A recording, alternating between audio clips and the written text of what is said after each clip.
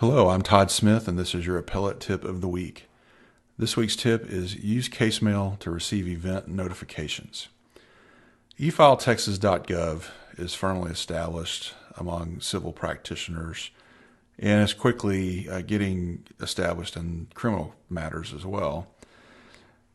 Appellate courts use the same e-filing system to manage their data internally. They have a little different software that they use, but the result is the same. The documents are available electronically to the courts, and then what the courts do is they actually push information out from their system, not only to lawyers who are counsel of record in the case, but through this system I'm about to show you, you can register to receive case event notifications in any case, even if you're not counsel of record.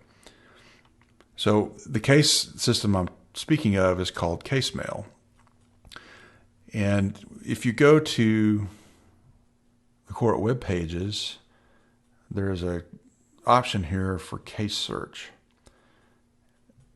So if you know that there's an appeal you want to track, whether it's your case or someone else's case, go to that case search button, and then from that site you can search any of the 14 intermediate court and the Supreme Court's sites to find that particular case. So in this instance, we're going to go, I'll just do an example.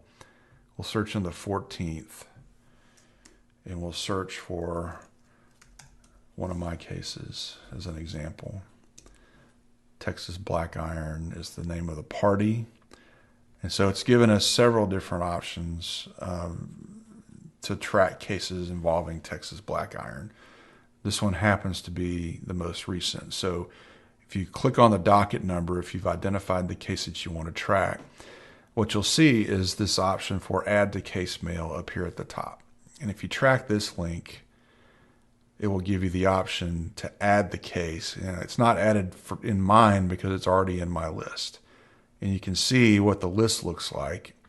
That's the list of cases that I'm tracking in CaseMail, and you can sort it by case number or a few other options there, and it will put them, group them by court because it's organizing them by the docket number. And then at the end, you'll see the Supreme Court cases because those numbers are shorter and formatted a little differently, and so they're grouped together. So that case was already on my list. So what I will do is show you what happens when you log in. Actually, what you'll need to do is go to the CaseMail site. For me, I would enter my login credentials here, and then it would pull up my case list again. If you've not registered, what you need to do is go to this site, casemail.txcourts.gov, and click on Request an Account. Then you'll be able to create an account, much like you do with any other online account. And then from there, you'll be able to log in, and I'll just enter my login information here. Now what I've pulled up is an example of a case notification you'll get if you're tracking a case that's not necessarily yours. You're not counsel of record.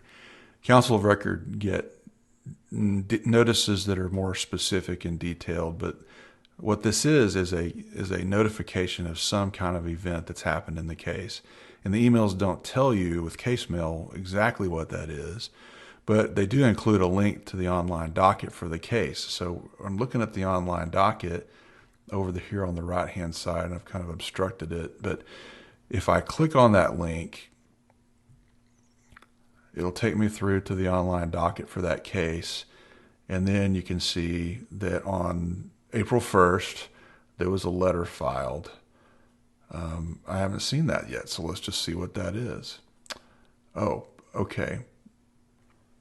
Turns out it's a notification that a notice of appeal was filed. And there was already an appeal docketed in this case because there was an appeal from a receivership.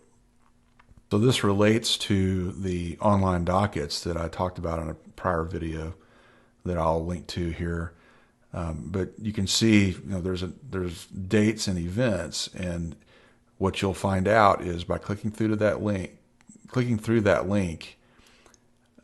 you'll be able to tell kind of what the latest development in the case was.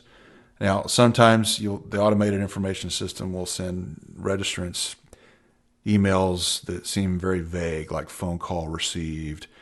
What happens is if there's any activity at all internally at the court, there'll be an email generated. And so there may not be anything of significance, and it's not anything to be concerned about if you get that notification. But you can always call the clerk's office to get any details.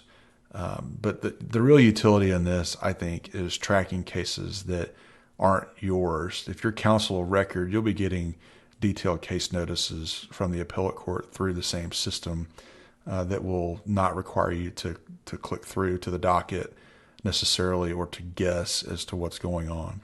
But case mail is still a very useful tool in tracking cases, and you ought to register for case mail and add every one of your cases in case mail just so you have this handy means of tracking them. That's it for this week's tip. We'll see you next time.